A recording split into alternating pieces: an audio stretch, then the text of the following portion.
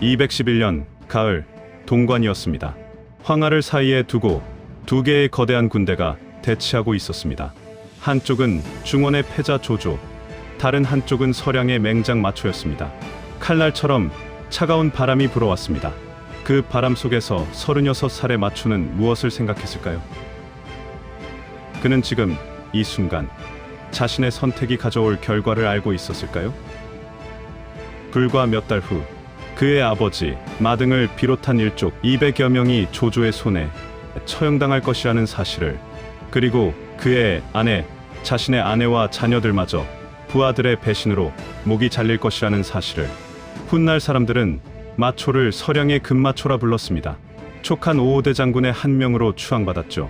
하지만 역사가 진수가 기록한 마초의 삶은 영광이 아니라 상실의 연속이었습니다. 3번에 걸친 가족 몰살, 끝없는 배신과 도망, 그리고 46년의 짧은 생애. 혹시 여러분도 인생에서 돌이킬 수 없는 선택 앞에 서본 적 있으신가요?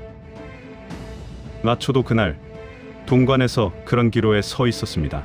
오늘 우리는 함께 정사 삼국지와 여러 사료를 통해 마초의 비극적인 삶을 돌아보겠습니다. 소설 삼국연의가 숨긴 진실, 그리고 한 인간의 선택이 가져온 파국과 교훈을 함께 생각해 보겠습니다. 영상이 도움되신다면 좋아요와 구독 부탁드립니다. 그럼 지금부터 시작하겠습니다. 먼저 마초가 누구인지부터 제대로 알아야 합니다. 우리가 소설이나 드라마에서 본 모습과 실제 역사 속 마초는 많이 다르기 때문입니다. 마초는 176년 지금의 섬서성 지역인 서량에서 태어났습니다. 자는 맹기입니다. 아버지 마등은 당시 서량 일대를 지배하던 군벌 중 한 명이었습니다. 진수의 삼국지는 마초를 이렇게 기록합니다. 어렸을 때부터 건장했다. 여기서 주목할 점이 있습니다. 우리가 흔히 아는 금마초, 즉 비단처럼 수려한 외모를 가진 마초라는 이미지는 어디서 온 걸까요? 이것은 14세기의 나관중이 쓴 소설 삼국연의에서 만들어진 설정입니다. 정사에는 마초의 외모에 대한 언급이 전혀 없습니다. 건장했다는 기록만 있을 뿐이죠. 이것이 바로 첫 번째로 구분해야 할 정사와 연의의 차이입니다. 연의는 마초를 멋진 영웅으로 만들기 위해 여러 설정을 덧붙였지만 정사는 훨씬 냉정합니다. 마초의 아버지 마등에 대해서도 마찬가지입니다. 소설에서 마등은 어떻게 나옵니까? 한나라의 충신으로 조조를 암살하려다 발각되어 처형당한 비극의 영웅으로 그려집니다. 하지만 실제 역사는 전혀 달랐습니다. 정사 기록에 따르면 마등은 처음부터 반란 세력이었습니다. 184년 한수의 난에 가담했고 동탁과도 연계했던 인물입니다. 물론 그렇다고 해서 마등이 나쁜 사람이었다는 뜻은 아닙니다. 당시 서량 일대는 중앙정부의 통제가 미치지 않는 혼란한 곳이었고 군벌들끼리 이합집산을 반복하는 것이 일상이었습니다. 마등은 한때 한수와 의형제까지 맺었다가 나중에 사이가 벌어져 전쟁을 벌이기도 했습니다. 그 과정에서 한수가 마등의 처자를 죽이는 일까지 벌어졌죠. 이렇게 가족을 잃는 경험은 마초에게도 대물림되는 비극이었습니다. 202년 26살의 마초는 처음으로 역사 기록에 등장합니다. 원소의 아들 원상이 장수 곽원을 보내 하동군을 공격했을 때입니다. 당시 사례교이였던 종유는 마등과 협력 관계를 맺었고 마초는 종유의 독군종사가 되어 곽원 토벌에 나섰습니다. 평양현에서 벌어진 전투에서 마초는 유씨에 맞아 다리에 부상을 입었습니다. 하지만 그는 다리를 천으로 감싸 매고 계속 싸웠고 결국 곽원을 격파했습니다. 곽원의 목은 마초의 부장 방덕이 베었습니다.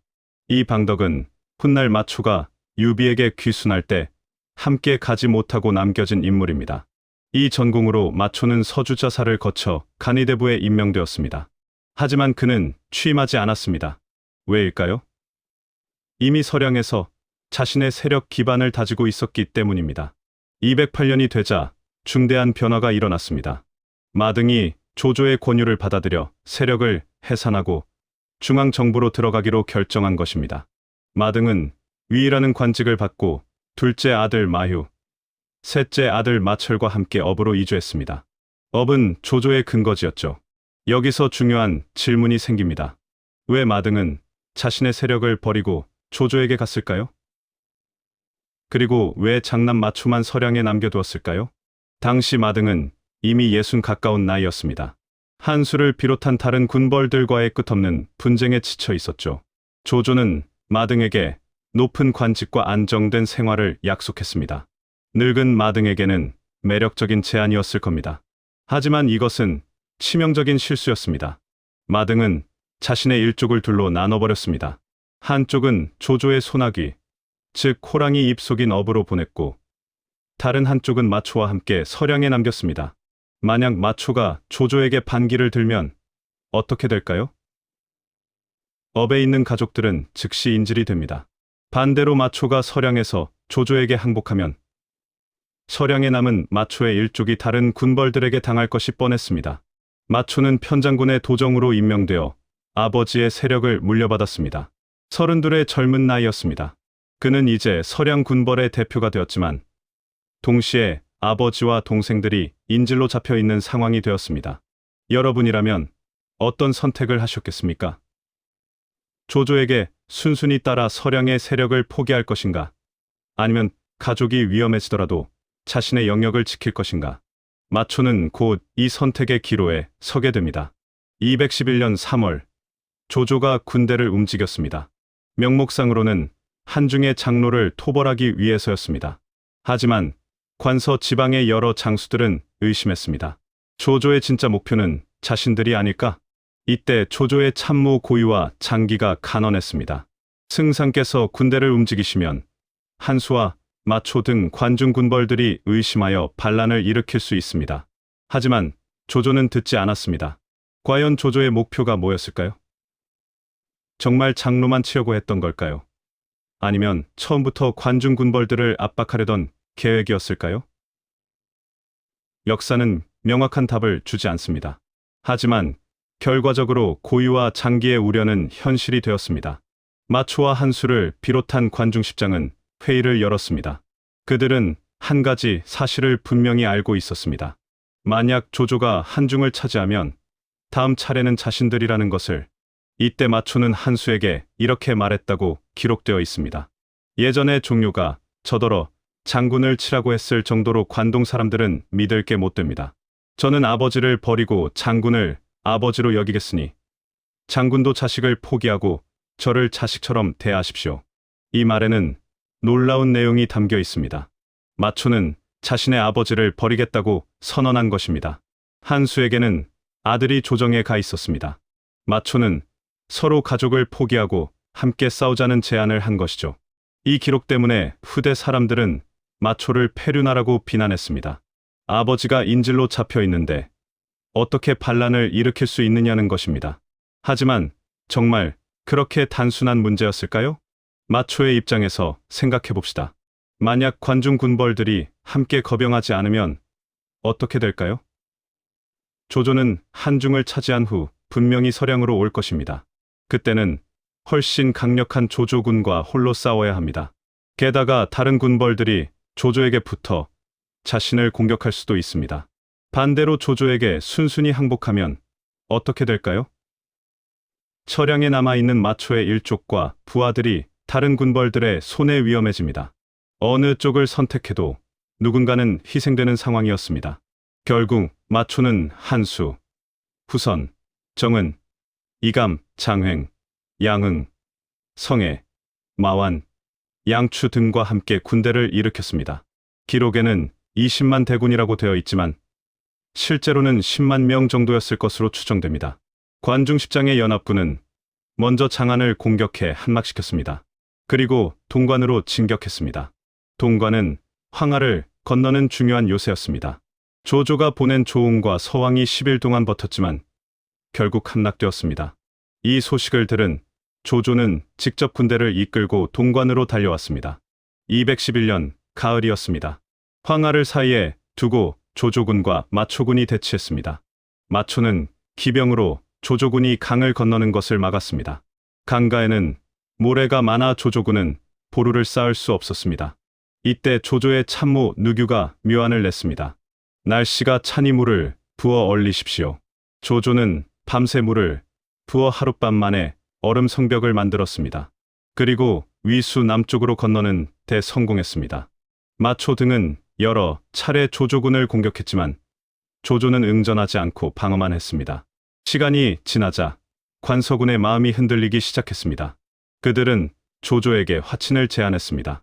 우리 영토만 보전해주면 강화하겠다. 조조는 이 제안을 받아들이는 척했습니다. 그리고 한수와 마초를 만나 직접 협상하겠다고 했습니다. 필마단기로, 즉 말 한 필에 혼자 타고 오라는 것이었습니다. 협상 장소에서 마초는 자신의 무예를 믿고 조조를 붙잡을 생각을 했습니다. 하지만 조조 곁에 허저가 서서 눈을 부릅뜨고 노려보고 있었습니다. 마초는 행동하지 못했습니다. 사실 이것은 조조의 시간 벌기 작전이었습니다. 참모 가오가 계책을 올렸습니다. 관서군의 사이를 벌려놓으십시오. 조조는 가후의 이간책을 활용했습니다. 한수와 마초가 서로를 의심하게 만든 것입니다. 결국 마초와 한수의 연합은 깨졌습니다. 마초는 한수가 조조와 내통했다고 오해하여 한수의 한쪽 팔을 잘라버렸습니다. 이 틈을 타 조조가 전면 공격에 나섰고 관서군은 대패했습니다. 성의와 이감은 전사했고 양추는 항복했습니다. 마초는 겨우 부하 30기만 이끌고 농서의 임조로 후퇴했습니다. 조조는 안정까지 추격했다가 허창으로 회군했습니다. 그리고 212년 5월 조조는 약속대로 업에 있던 마등과 마철, 마휴 등 마초의 1족을 3족까지 모두 처형했습니다. 기록에는 200여 명이라고 되어 있습니다. 마초는 이 소식을 들었을 때 어떤 기분이었을까요? 자신의 선택이 가족 200명의 목숨을 앗아간 것입니다. 하지만 마초에게는 슬퍼할 시간조차 없었습니다. 그는 살아남아야 했습니다. 조조군이 물러가자 마초는 다시 일어섰습니다. 그는 강족 사람들의 지지를 받아 군사를 다시 모았습니다. 마초의 어머니가 강족 여인이었다는 기록이 있습니다. 할아버지 마평 때부터 강족과 섞여 살았던 집안이었죠. 이런 배경 덕분에 마초는 이민족들에게 큰 영향력을 가지고 있었습니다. 마초는 농서의 여러 군현을 제압하고 양주 자사 위강을 살해했습니다. 그리고 기성을 중심으로 다시 저항을 시작했습니다. 스스로를 정장군, 영병주목이라 칭했습니다. 하지만 이번에도 오래가지 못했습니다.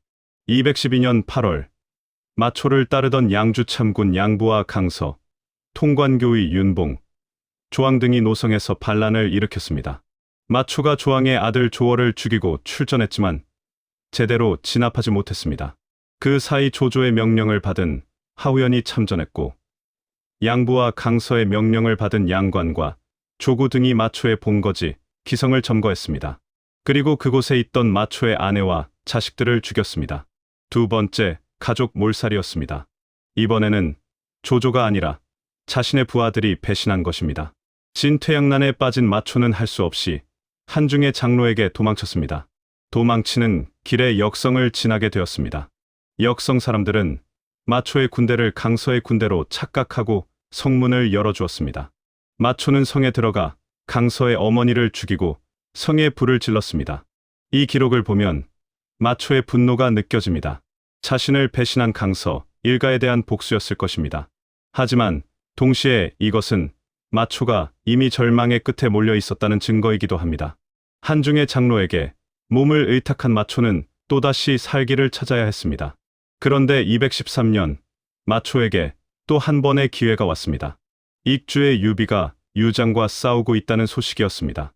유비의 참모 법정이 마초를 설득했습니다. 장군의 위명이라면 유장을 항복시킬 수 있습니다. 마초는 이 제안을 받아들였습니다. 어쩌면 이것이 마지막 기회라고 생각했을 겁니다.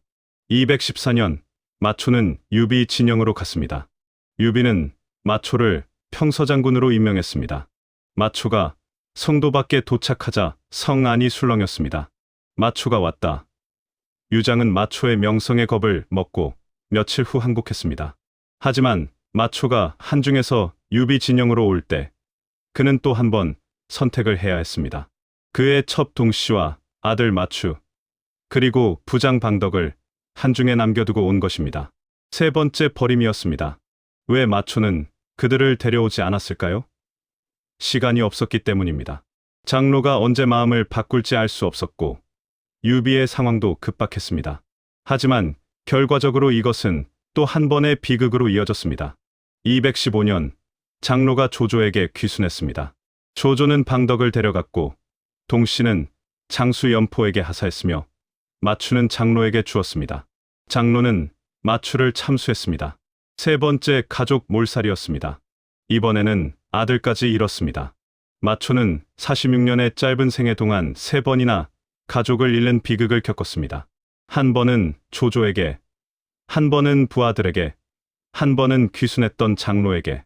여러분은 이런 마초를 어떻게 보십니까? 야망의 눈이 먼 페류나일까요? 아니면 어쩔 수 없이 선택을 거듭할 수밖에 없었던 비극의 주인공일까요? 마초는 유비휘하에서 새로운 삶을 시작했습니다. 217년 장비, 오란, 뇌동과 함께 무도군 하변연으로 전진했다가 218년 조응에게 패배하고 유비의 한중 전선에 합류했습니다. 219년 유비가 한중왕에 올랐습니다. 마초는 좌장군의 가절을 받아 관우, 장비, 황충과 나란히 사방장군이 되었습니다. 36살의 가족을 잃고 도망자 신세가 되었던 마초가 43세 나이에 촉한의 핵심 인물이 된 것입니다. 221년 유비가 황제에 즉위했습니다. 촉한의 건국입니다. 마초는 표기장군으로 승진하고 양주목을 겸했으며 태양으로 진봉되었습니다. 화려한 지위였습니다. 하지만 마초의 마음은 편하지 않았을 겁니다. 왜일까요? 진수의 삼국지는 마초에 대해 이렇게 기록합니다. 제갈량이 평하기를 문무를 겸비했으며 남보다도 웅렬한 한 시대의 호걸로서 경포, 팽월과도 같은 부류입니다. 응당 장비와 나란히 말달리며 그 선두를 다툴 차입니다. 제갈량은 마초를 한나라, 초기의 명장 경포, 팽월에 비유했습니다. 높은 평가입니다. 하지만 동시에 이것은 마초가 위험 인물로 여겨졌다는 의미이기도 합니다. 경포와 팽월은 모두 한 고조 유방을 도와 천하를 통일했지만 나중에 반란 혐의로 죽임을 당한 인물들입니다. 실제로 마초는 촉한에서 큰 활약을 하지 못했습니다. 군사적 재능이 있었음에도 불구하고 주요 전투에서 거의 등장하지 않습니다. 왜일까요? 유비가 마초를 완전히 신뢰하지 못했기 때문입니다. 마초는 이미 여러 주군을 거친 인물이었습니다. 마등, 한수, 장로를 거쳐 유비에게 온 것이죠. 게다가 가족이 모두 죽고 혼자 온 마초는 촉한에 뿌리가 없었습니다. 한 가지 일화가 있습니다. 사냥공책이라는 기록에 따르면 마초가 처음 유비를 만났을 때 유비의 자인 현덕을 함부로 불렀다고 합니다. 이에 관우와 장비가 노했다는 것이죠. 하지만 배송진은 이 기록에 대해 비판했습니다. 마초는 궁박해져 유비에게 귀했는데 어찌 오만하게 유비의 자를 부를 수 있었겠는가? 게다가 관우는 형주에 있었으니 익주에서 마초를 만날 수도 없었다. 이 기록은 잘못되었다. 배송재의 비판이 옳습니다. 하지만 이런 이야기가 퍼졌다는 것 자체가 당시 사람들이 마초를 어떻게 봤는지를 보여줍니다. 조심해야 할 인물, 완전히 믿을 수 없는 인물로 여겨졌던 것입니다. 마초는 이런 시선을 느꼈을 겁니다. 높은 지위를 받았지만 동시에 고립되어 있었습니다. 가족도 없고 오래된 부하도 없고 고향도 잃었습니다. 오직 사촌 동생 마대만이 그의 곁에 남아 있었습니다. 222년 마초는 병이 들었습니다. 나이 47이었습니다. 그는 유비에게 상소를 올렸습니다. 신은 집안이 200여 명이나 되었는데 모두 조조에게 죽임을 당했습니다. 이제 오직 종제 마대만이 남았습니다. 신이 죽고 나면 부디 마대를 잘 부탁드립니다. 마씨 집안의 제사가 끊기지 않도록 해주십시오. 이 유언을 읽으면 가슴이 먹먹해집니다. 마초가 평생 짊어지고 살았던 짐이 느껴지기 때문입니다. 200여 명의 일족, 아버지, 동생들, 아내, 자녀들, 그 모두를 잃고 홀로 살아남은 사람의 마지막 부탁이었습니다. 마초는 곧 세상을 떠났습니다. 176년에 태어나 222년에 죽었으니 향년 47세였습니다. 유비는 그 다음 해인 223년에 죽었으니 마초는 죽음보다 1년 먼저 세상을 떠난 것입니다. 진수는 마초에 대해 이렇게 평했습니다. 서윤과 용력에 의지하다가 자신의 일족을 망쳤으니 애석하도다. 곤궁함으로 인해 편안함에 이를 수 있었으니 오히려 낫지 않은가? 이 평가를 어떻게 봐야 할까요? 마초가 자신의 일족을 망쳤다는 비판인가? 아니면 그래도 마지막에 안정을 찾았으니 다행이라는 동정인가? 진수의 문장은 양면적입니다. 한 가지 분명한 것은 당시 사람들이 마초를 단순히 페류나로만 보지는 않았다는 사실입니다. 조조에 맞서 싸운 용맹한 장수로 비극적인 운명을 타고난 호걸로 기억되었습니다. 이제 우리는 마초의 삶을 돌아보며 세 가지 교훈을 생각해 봐야 합니다. 첫째, 선택의 무게입니다. 마초는 평생 선택의 기로에 섰습니다. 211년 조조와 맞서 싸울 것인가 말 것인가. 212년 배신한 부하들에게 복수할 것인가 도망칠 것인가. 214년 유비에게 귀순할 것인가 장로와 함께 남을 것인가. 그의 선택은 때로 옳았고 때로 틀렸습니다. 하지만 중요한 것은 그가 선택할 수밖에 없었다는 사실입니다. 당시 시대 상황에서 마초에게는 완벽한 선택지가 없었습니다. 어떤 길을 택해도 누군가는 희생되었습니다. 우리도 인생에서 이런 순간을 맞이합니다. 가족과 일 사이에서, 안정과 도전 사이에서, 현실과 이상 사이에서 선택해야 할 때가 있습니다. 그때 우리는 마초처럼 무거운 짐을 지고 결정을 내려야 합니다. 마초의 삶이 주는 교훈은 이것입니다. 선택에는 반드시 대가가 따른다는 것, 하지만 그래도 선택해야 한다는 것, 그리고 자신의 선택에 대해 책임을 져야 한다는 것입니다. 둘째, 신뢰와 배신의 문제입니다. 마초는 3번이나 배신을 경험했습니다. 처음에는 조조가 약속을 지키지 않고 일족을 죽였습니다. 두 번째는 자신의 부하들이 등을 돌렸습니다. 세 번째는 귀순했던 장로가 적에게 투항하면서 아들이 죽었습니다. 왜 마초는 계속 배신당했을까요? 그가 사람을 잘못 봤기 때문일까요? 아니면 시대가 그런 시대였기 때문일까요? 후한 말은 신뢰가 무너진 시대였습니다. 군주와 신하, 아버지와 아들, 형제 사이에서도 배신이 흔했습니다. 조조조차 부하들을 완전히 믿지 못했고 유비도 마초를 경계했습니다. 하지만 동시에 신뢰가 더욱 소중한 시대이기도 했습니다. 관우와 장비가 유비를 끝까지 따른 것, 제갈량이 유비의 유언을 받들어 유선을 보좌한 것, 이런 신뢰 관계가 오히려 더 빛을 발했습니다. 마초는 그런 신뢰 관계를 끝내 만들지 못했습니다. 너무 자주 주군을 바꾸었고, 너무 많은 것을 잃었고, 너무 외로웠습니다. 그래서 그의 마지막 유언이 더욱 슬프게 느껴집니다. 마대를 잘 부탁합니다. 제사가 끊기지 않도록 해주십시오. 오늘날 우리의 조직에서도 마찬가지 아닙니까? 신뢰는 하루아침에 만들어지지 않습니다. 오랜 시간 함께 겪은 일들, 어려울 때 서로 도운 경험, 그런 것들이 쌓여 신뢰가 됩니다. 마초는 그럴 시간이 없었습니다. 셋째, 능력과 품성의 문제입니다. 마초는 분명 능력 있는 장수였습니다. 조조를 죽음 일보 직전까지 몰아넣었고 이민족들에게 큰 영향력을 가졌으며 유장을 항복시킬 만큼 명성이 높았습니다. 하지만 그의 품성은 어땠을까요? 진수는 융족을 믿고 용맹에 힘입어 일족을 뒤집었다고 평했습니다. 능력은 있었지만 신중하지 못했다는 비판입니다. 실제로 마초의 선택들을 보면 장기적 전략보다는 단기적 대응이 많았습니다. 조조와 맞서 싸울 때도 명확한 승산이 있었던 것은 아니었고 유비에게 귀순할 때도 가족을 남겨두고 왔습니다. 하지만 우리는 이것을 단순히 마초 개인의 문제로만 볼 수 있을까요? 그가 처한 상황을 생각해 보십시오. 끊임없는 전쟁, 수시로 바뀌는 동맹 관계, 언제 배신당할지 모르는 불안. 그런 상황에서 누가 장기적 전략을 세울 수 있겠습니까? 오늘날 우리가 마초의 삶에서 배워야 할 것은 이것입니다. 능력만으로는 부족하다는 것, 품성과 신중함이 필요하다는 것. 하지만 동시에 환경의 영향도 크다는 것입니다. 여러분의 조직에는 마초 같은 사람이 있습니까? 능력은 뛰어나지만 뿌리가 없고 불안해하는 사람. 그런 사람을 어떻게 대해야 할까요? 경계할 것인가? 아니면 신뢰를 주어 안정시킬 것인가? 유비와 제갈량도 같은 고민을 했을 것입니다. 마초의 이야기를 마무리하며 한 가지만 더 말씀드리겠습니다.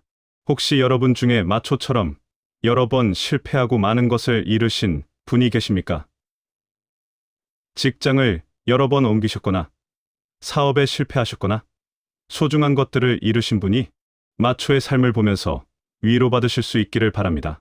그도 3번이나 가족을 잃고 고향을 잃고 명예를 잃었습니다. 하지만 끝까지 살아남았습니다. 그리고 마지막에는 비록 짧은 기간이었지만 안정을 찾았습니다. 역사는 승자만 기록하지 않습니다. 마초처럼 비극적인 삶을 산 사람도 기록합니다. 왜일까요? 그들의 이야기가 우리에게 교훈을 주기 때문입니다. 완벽한 영웅의 이야기보다 결함 있는 인간의 이야기가 때로는 더 큰 울림을 줍니다. 마초는 페르나가 아니었습니다. 그는 혼란한 시대에 살아남기 위해 고군분투한 한 인간이었습니다.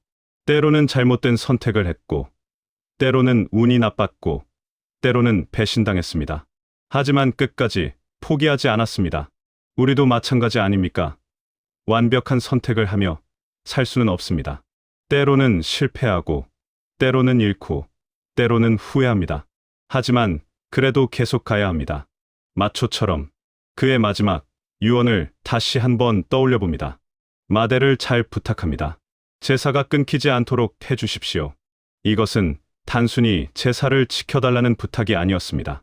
자신이 살았다는 증거를, 자신의 일족이 존재했다는 기억을 후세에 남겨달라는 간절한 소원이었습니다. 그리고 그 소원은 이루어졌습니다. 1800년이 지난 지금 우리는 마초를 기억합니다. 그의 용맹을, 그의 비극을, 그의 선택을, 그의 삶을. 역사가 그를 기록했고 우리가 그의 이야기를 듣고 있습니다. 여러분도 언젠가 마초처럼 어려운 선택 앞에 서게 될 것입니다.